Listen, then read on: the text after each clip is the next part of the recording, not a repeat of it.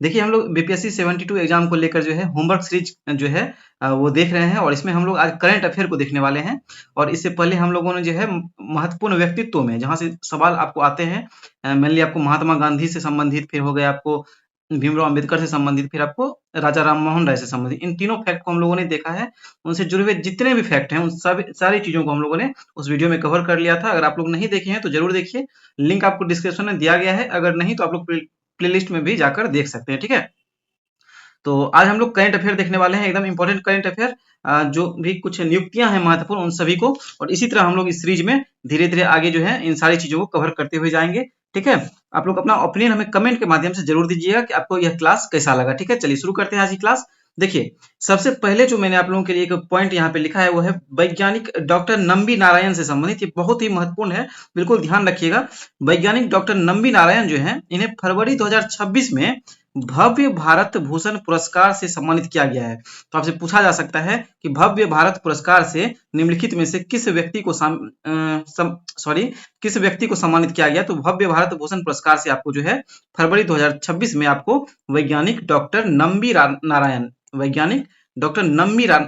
को सम्मानित किया गया है। बिल्कुल इसे ध्यान रखिएगा, ठीक है। भव्य भारत भूषण पुरस्कार, ये देखिए यह पुरस्कार क्यों दिया जाता है। तो यह पुरस्कार जो है आपको दिया जाता है क्यों, तो इन्हें जो है यह पुरस्कार मिला था, इन्हें विकास इंजन विकसित करने में उनकी महारत के लिए पहचाना गया, जो भारत के पीएसएलवी और जीएसएलवी रॉकेट का मूल है, ठीक है। तो अगर आपसे पूछ दिया जाए कि वैज्ञानिक डॉक्टर नंबी नारायण को भव्य भारत भूषण पुरस्कार किस क्षेत्र में उनके महारत हासिल करने हेतु दिया गया, तो आप लोग क्या मारेंगे, विज्ञान और प्रौद्योगिकी के क्षेत्र में, ठीक है। इन्होंने जो यहाँ पे देखिए मैंने आप लोगों के लिए स्पष्ट यहाँ पे लिखा है कि क्यों दिया गया है। तो इन्होंने जो है विकास इंजन विकसित करने में उनकी महारत के लिए पहचाना गया था इनको, जो भारत के पीएसएलवी और जीएसएलवी रॉकेट का मूल है, ठीक है। यानी कि यह जो है विज्ञान और प्रौद्योगिकी क्षेत्र से संबंधित जो है ये पुरस्कार, मतलब इस क्षेत्र में इन्हें दिया गया, विज्ञान और प्रौद्योगिकी क्षेत्र में इन्हें भव्य भारत पुरस्कार से सम्मानित किया गया, ठीक है। आप लोग समझ रहे होंगे। आगे देखिए यह पुरस्कार जो है किसके द्वारा दिया गया था। तो यह पुरस्कार जो है आपको रक्षा मंत्री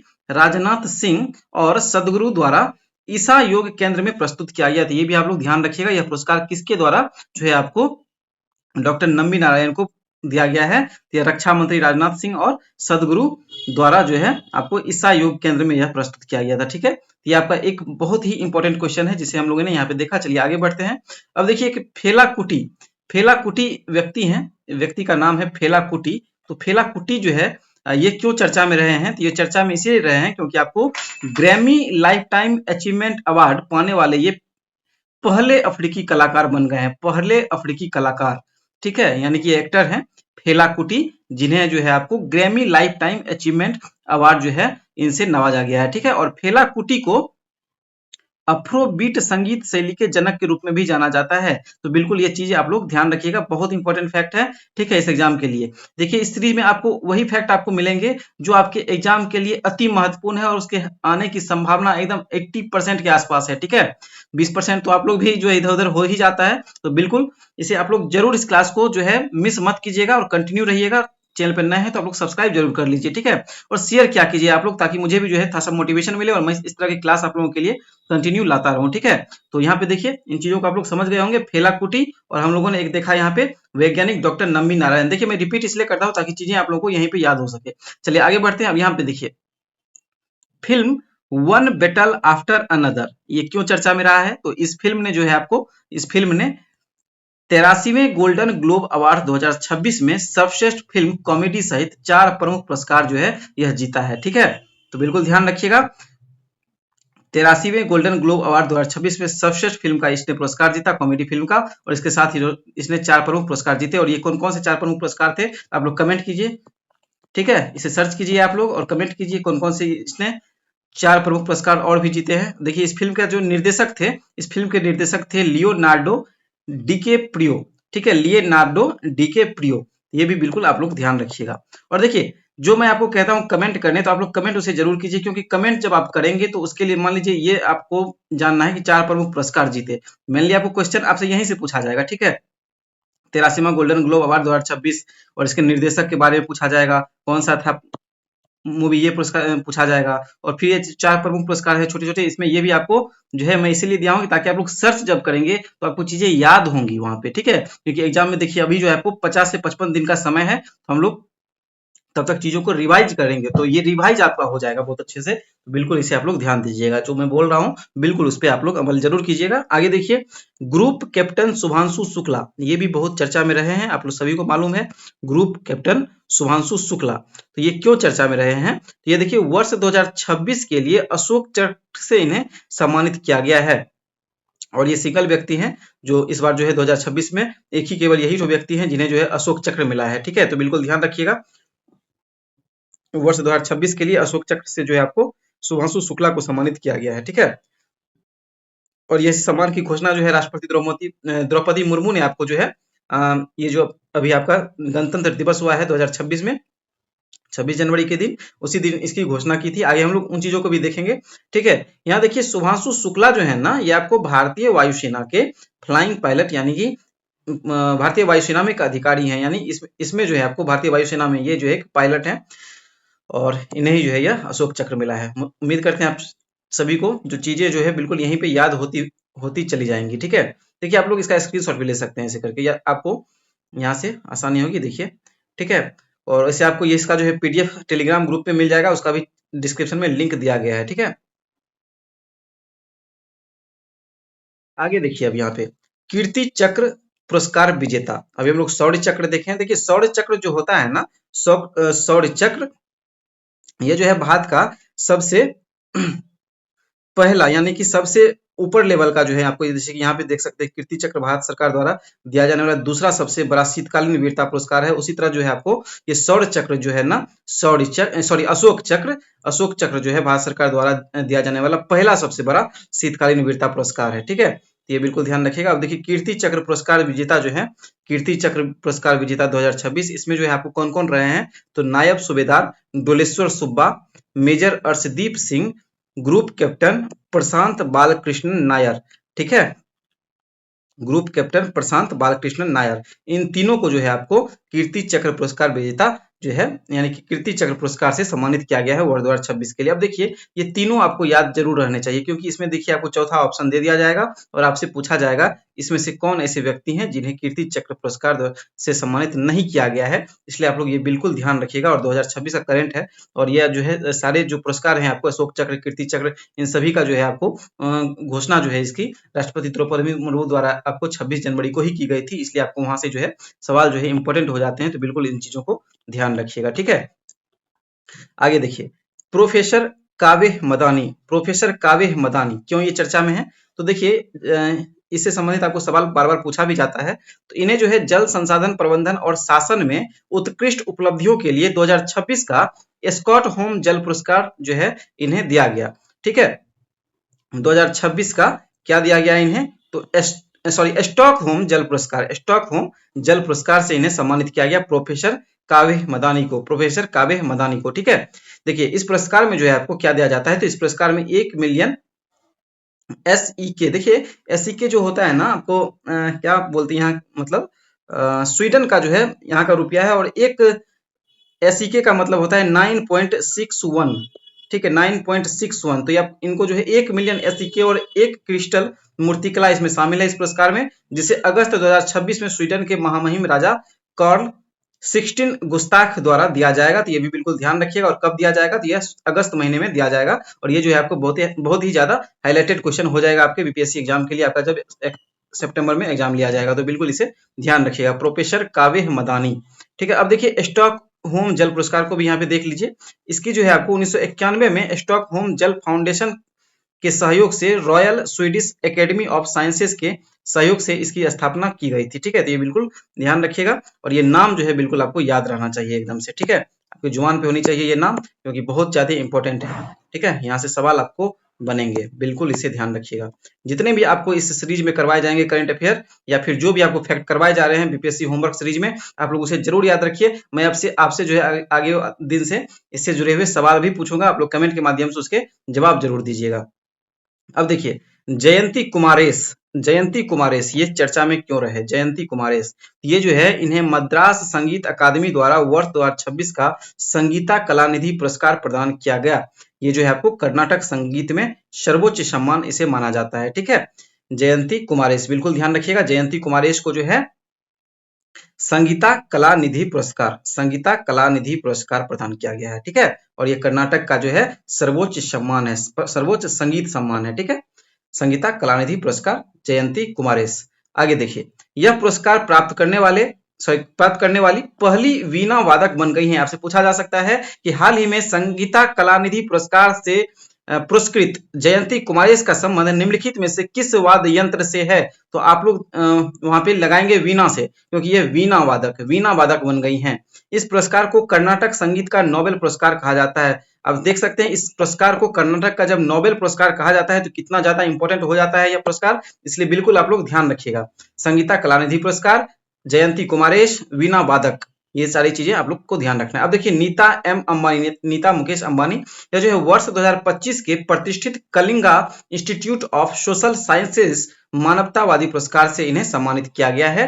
ठीक है, प्रतिष्ठित Kalinga institute of social sciences मानवतावादी पुरस्कार से किसे सम्मानित किया गया है? तो नीता अंबानी को सम्मानित किया गया है। और ये प्रस्तुत करता यानी कि देने वाले कौन थे यह पुरस्कार? तो श्रीलंका की नोबेल पुरस्कार विजेता प्रोफेसर मोहन मुना सिंघे के द्वारा यह पुरस्कार जो है इन्हें प्रदान किया गया। और देखिए, यह पुरस्कार जो है शिक्षा, स्वास्थ्य सेवा, ग्रामीण परिवर्तन, महिला सशक्तिकरण और खेल के क्षेत्र में उनके कार्यों को मान्यता देता है। ठीक है, तो इसी के लिए जो है इन्हें यह पुरस्कार प्रदान किया गया है। क्या नाम है इस पुरस्कार का? तो यहाँ पे आप लोग देख सकते हैं, Kalinga institute of social sciences का मानवतावादी पुरस्कार, इसे KISS से भी जो है शॉर्ट में लिखते हैं। आगे देखिए, 2025 ज्ञानपीठ पुरस्कार से आर वेरामुथु को सम्मानित किया गया है। ठीक है, 2025 का जो है 2025 का ज्ञानपीठ पुरस्कार से किसे सम्मानित किया गया है? तो आर वेरामुथु, बिल्कुल ध्यान रखिएगा। यह सम्मान पाने वाले आर वेरामुथु तीसरे लेखक बन गए हैं, तमिल लेखक हैं ये। ठीक है, ये तमिल होना चाहिए, रामुथु तीसरे तमिल लेखक बन गए हैं। पहला जो है आपको अकिलन था, तीसरे तमिल यहाँ पे कर लीजिए, तमिल लेखक बन गए हैं। पहला जो है आपको 1975 में मिला था, अकिलन को मिला था। दूसरे जो है जयकांतन थे, जिन्हें 2002 में मिला था। और तीसरे जो है आपको 2025 में ये बन गए हैं आर वेरामुथु, जिन्हें यह सम्मान मिला है। ठीक है, देखिए, आर वेरामुथु ने 1980 में फिल्म निजलगल भारती राजा द्वारा ये फिल्म निर्देशित थी की शुरुआत की थी। 5 दशकों में उन्होंने 7500 से अधिक गाने और कविताएं लिखी है। ठीक है, तो ज्ञानपीठ पुरस्कार 2025 का किसे दिया गया? आर वेरामुथु को। आगे देखिए, अगला प्रश्न है यहाँ पे, रेडियो खगोल विज्ञान में अग्रणी कार्य के लिए MP बिरला मेमोरियल अवार्ड 2025 से किसे सम्मानित किया गया है? तो प्रोफेसर यशवंत गुप्ता को रेडियो खगोल विज्ञान में अग्रणी कार्य के लिए MP बिरला मेमोरियल अवार्ड 2025 से सम्मानित किया गया है। बिल्कुल इसे ध्यान रखना है। अब देखिए, इससे जुड़े हुए यहाँ पे जो फैक्ट मैंने आपके लिए लिखा है, वर्ष 1993 में स्थापित यह द्विवार्षिक पुरस्कार खगोल विज्ञान, खगोल भौतिकी और अंतरिक्ष विज्ञान में उत्कृष्टता का सम्मान करता है। ठीक है, तो बिल्कुल इसे ध्यान रखिएगा। आगे देखिए, खेलों में दूसरा पॉइंट है यहाँ पे, खेलों में योगदान के लिए 2026 में भव्य भारत भूषण पुरस्कार साइना नेहवाल को दिया गया है। ठीक है, खेलों में योगदान के लिए 2026 में भव्य भारत भूषण पुरस्कार किसे दिया गया है? तो साइना नेहवाल को दिया गया है। बिल्कुल ध्यान रखिएगा। और इन्हें देने वाले कौन है, यानी किसके द्वारा जो है यह पुरस्कार इन्हें प्रदान किया गया? तो सदगुरु और ईशा आउटरीच के द्वारा। आगे देखिए, 77वां गणतंत्र दिवस 2026 से संबंधित यहाँ पे फैक्ट देखते हैं। बहुत इंपॉर्टेंट फैक्ट है, बिल्कुल इन चीजों को ध्यान दीजिएगा और यहाँ से संबंधित जो भी आपको चीजें हैं उसे बिल्कुल याद रखिएगा। देखिए, इस बार जो है आपको गणतंत्र दिवस में मुख्य अतिथि जो है ये कौन थे? तो यूरोपीय संघ के 2 शीर्ष नेता थे। कौन थे? तो पहला थे इसमें उर्सुला वान डेर लेयन, ये आपको यूरोपीय संघ की अध्यक्ष है। और दूसरा जो है एंटोनियो कोस्टा, इसके अतिथि थे। इस बार आपको यूरोपीय परिषद के ये अध्यक्ष हैं। तो ये दोनों ही नाम आप लोग याद रखिएगा। और इनका ये जो है आपको वर्तमान में इनका कौन सा पद है, ये बिल्कुल ध्यान रखिएगा कि यूरोपीय आयोग की अध्यक्ष है आपको उर्सुला वान डेर लेयन, और एंटोनियो कोस्टा जो है आपको यूरोपीय परिषद के अध्यक्ष हैं। तो इन दोनों को ही आपको इस बार अतिथि के रूप में जो है बुलाया गया था। 77वें गणतंत्र दिवस के ये अतिथि थे। अब देखिए, 77वां गणतंत्र दिवस जो है हम लोग का, इसमें जो है मुख्य थीम इसकी क्या थी? परेड की मुख्य थीम जो थी वह थी वंदे मातरम के 150 वर्ष, यानी 150 ईयर्स ऑफ वंदे मातरम। साथ ही जो है झांकियों के 2 व्यापक उप विषय भी थे। ये आपको पूरे परेड की जो मुख्य थीम थी वो यही थी, वंदे मातरम के 150 वर्ष। अगर आपको दो झांकियों के अगर उप विषय के संबंधित थीम पूछे तो उसमें आपको दो मुख्य थीम थे उसके, स्वतंत्रता का मंत्र वंदे मातरम और दूसरा था समृद्धि का मंत्र आत्मनिर्भर भारत। ये बिल्कुल ध्यान रखिएगा, ये दोनों उप विषय थे या उप थीम इसे कह सकते हैं, यह था। उसके बाद देखिए सर्वश्रेष्ठ झांकी की बात करें इस बार 77वें गणतंत्र दिवस में, तो आपको राज्य एवं केंद्र शासित प्रदेश की श्रेणी में जो है आपको प्रथम स्थान जो मिला था वो महाराष्ट्र की झांकी को मिला था, और इसका थीम था आपको गणेशोत्सव आत्मनिर्भरता का प्रतीक। और द्वितीय स्थान जो रहा था इसमें आपको जम्मू और कश्मीर की झांकी का रहा था, जिसका थीम था हस्तशिल्प और लोककृत्य। और तीसरे स्थान पे रहा केरल की झांकी, जिसका थीम था वाटर मेट्रो और 100% डिजिटल साक्षरता। ठीक है, उम्मीद करते हैं ये चीजें आपको बिल्कुल याद हो रही होंगी यहाँ पे। ठीक है, देखिए बहुत ही मेहनत से मैं आप लोगों के लिए नोट्स तैयार कर रहा हूँ, आप लोग देख ही सकते हैं, ये आपका चौथा क्लास है। और इसी तरह जो है हम लोग बहुत सारे नोट्स अभी देखने वाले हैं, और ये भी छोटी छोटी क्लास है क्योंकि बहुत दिन बाद यह क्लास एडीए के लगभग एग्जाम के बाद यह क्लास स्टार्ट हुई है फिर से, और धीरे धीरे यह क्लास आपकी लंबी होगी, 1.5-2 घंटे की भी यह क्लास होगी। जिस हिसाब से आपको उस हिसाब से आपको नोट्स भी मिलेंगे। ठीक है, तो बिल्कुल आप लोग इसे शेयर जरूर कीजिए और सब्सक्राइब कर लीजिए ताकि आप लोग कोई भी नोटिफिकेशन आए, कोई भी वीडियो आए तो आपको सबसे पहले वो मिल सके। ठीक है, देखिए और अभी हम लोग 77वें गणतंत्र दिवस से संबंधित तथ्य ही देख रहे हैं। तो यहाँ पे आगे देखिए केंद्रीय मंत्रालयों की श्रेणी में जो है आपको संस्कृति मंत्रालय की झांकी, शीर्षक Vande Mataram the soul cry of a nation. देखिए ये जो है आपको यहाँ पे आप लोग देख सकते हैं राज्य एवं केंद्र शासित प्रदेश की श्रेणी में आपको यह जो है राज्य एवं केंद्र शासित प्रदेश की श्रेणी में आपको 3 सर्वश्रेष्ठ झांकी थे। प्रथम स्थान पे महाराष्ट्र की झांकी हुई थी, दूसरे स्थान पे जम्मू और कश्मीर की झांकी रही थी, और तृतीय स्थान पे केरल की झांकी रही थी। ठीक है, और वहीं आपको केंद्रीय मंत्रालयों की श्रेणी में अगर देखें तो आपको संस्कृति मंत्रालय की झांकी को जो है इसमें चुना गया था इस श्रेणी में, और इसका शीर्षक था Vande Mataram the soul cry of a nation. ठीक है, ये भी आप लोग को ध्यान रखना है। आप देखिए सर्वश्रेष्ठ मार्चिंग दस्ता की अगर बात करें तो आपको इसके लिए सेना को पुरस्कार मिला था, किसे, तो भारतीय सेना को। और सर्वश्रेष्ठ मार्चिंग दस्ता में आपको सीआरपीएफ के अन्य बल को भी यह पुरस्कार मिला था, तो ये इसमें दिल्ली पुलिस को इसमें सर्वश्रेष्ठ मार्चिंग दस्ता का पुरस्कार दिया गया था। देखिए इस गणतंत्र दिवस की पूर्व संध्या पर राष्ट्रपति द्रौपदी मुर्मू ने सशस्त्र बलों, माफ कीजिएगा वो राष्ट्रपति वाले में मैं पहुंच गया था, सशस्त्र बलों, इस गणतंत्र दिवस की पूर्व संध्या पर राष्ट्रपति द्रौपदी मुर्मू ने सशस्त्र बलों के 70 कर्मियों को वीरता पुरस्कारों को मंजूरी दी। अब देखिए इसमें इन 70 पुरस्कारों में शामिल थे एक अशोक चक्र, अभी हम लोग पढ़ चुके हैं अशोक चक्र किसे दिया गया, आप लोग कमेंट करेंगे अशोक चक्र किसे दिया गया। सबसे पहला क्वेश्चन शायद हम लोग यही देखे हैं आज, तो अशोक चक्र जो है अभी 2026 का किसे दिया गया आप लोग कमेंट करेंगे। ठीक है, अब देखिए 3 कीर्ति चक्र भी हम लोग पढ़ चुके हैं, आप लोग टाइप कर सकते हैं, कमेंट कीजिए आप लोग अशोक चक्र किसे मिला है इस बार और कीर्ति चक्र किसे मिला है, आज ही हम लोग इसे देख चुके हैं। ठीक है, और देखिए 13 शौर्य चक्र इसमें थे, 44 सेना पदक थे वीरता के लिए, और 6 नौसेना पदक थे वीरता के लिए, और फिर 8 वायु सेना पदक थे वीरता के लिए, और सेना पदक वीरता के लिए एक बार जो है यह पुरस्कार इसमें मिला है। ठीक है, तो ये टोटल आपको 70 पुरस्कार जो है इसकी घोषणा की गई थी, और इसके लिस्ट जो है आपको ये थे। आगे देखिए इन 70 पुरस्कारों में 6 मरणोपरांत हैं, यानी कि ये जो 70 पुरस्कार मिले थे, मतलब देने की घोषणा की गई, 70 पुरस्कार में जो है 6 व्यक्ति ऐसे हैं जिन्हें यह मरणोपरांत यह पुरस्कार प्रदान किया जाएगा। ठीक है, राष्ट्रपति ने वीरता पुरस्कारों के अलावा 301 सैन्य अलंकरणों को भी मंजूरी दी। अगर आपसे क्वेश्चन पूछा जाए वीरता पुरस्कार के अलावा राष्ट्रपति द्रौपदी मुर्मू ने कितने सैन्य अलंकरणों को मंजूरी दी, तो ये बिल्कुल आप लोग ध्यान रखिएगा 301। ठीक है, आगे देखिए अगला पॉइंट है यहाँ पे पीएम नरेंद्र मोदी, ये दूसरा अगला क्वेश्चन है, पीएम नरेंद्र मोदी को 32वां 32nd या 32वां कह सकते हैं, 32वां वैश्विक सम्मान मिला है। कहां से मिला है ये देखिए यहाँ पे, पीएम को किंग हेराल्ड 5 से नॉर्वे का सर्वोच्च सम्मान royal Norwegian order of merit का ग्रैंड क्रॉस प्राप्त हुआ है, बिल्कुल इसे ध्यान रखिएगा। ठीक है, आगे देखिए ताइवान ट्रेवलॉग नामक उपन्यास ने वर्ष 2026 इंटरनेशनल बुकर प्राइज जीता है। ठीक है, और यह जो है आपको मैंड्रिन चाइनीज से अनुवादित होने वाली पहली पुस्तक बन गई है, बिल्कुल ध्यान रखिएगा। ताइवान ट्रेवलॉग नामक यह उपन्यास है, इस उपन्यास का नाम क्या है, तो ताइवान ट्रेवलॉग नामक उपन्यास जो है वर्ष 2026 में इंटरनेशनल बुकर प्राइज जीता है, और यह जो है मैंड्रिन चाइनीज से अनुवादित होने वाली पहली पुस्तक बन गई है। इसके उपन्यासकार जो है आपको ये कौन है, ताइवानी लेखक यांग स्वांग जी, और इसके अनुवादक जो है आपको यह है लिन विंग। ये अनुवादक आपसे पूछा जाता है, याद होगा आपको एक बार आपसे पूछा गया था गीतांजलि श्री वाला अनुवादक के तौर पे। ठीक है, तो बिल्कुल ध्यान रखिएगा। ये इसका जो अनुवादक है ये कौन है, तो लिन विंग है। यह उपन्यास जो है 1930 के दशक से जापानी कब्जे वाले ताइवान पर आधारित है और एक जापानी उपन्यासकार एयोयम सॉरी एओयामा चिजुके चिजुको और उनकी ताइवानी अनुवादक ओ चिजुरू की कहानी का अनुसरण करती है। देखिए इस बार स्टेटमेंट वाले जो क्वेश्चन आपसे बन रहे हैं, ये सारे स्टेटमेंट के कारण ही मैंने आपसे के लिए जो है ये फैक्ट लिखा है, तो बिल्कुल इसे ध्यान रखिएगा। यह उपन्यास जो है किस पर आधारित है, कौन इसके अनुवादक हैं, क्या क्या इसमें चीजें हैं, तो बिल्कुल इन चीजों को ध्यान रखिएगा। ठीक है, आगे देखिए। हाल ही में भौतिकी के प्रतिष्ठित उल्फ पुरस्कार कौन से पुरस्कार, तो उल्फ पुरस्कार पाने वाले भारतीय मूल के पहले व्यक्ति जैनेन्द्र के जैन बन गए हैं। देखिए पहले है और भारतीय है, तो बिल्कुल याद रखिएगा। और भौतिकी का प्रतिष्ठित यह पुरस्कार है उल्फ पुरस्कार।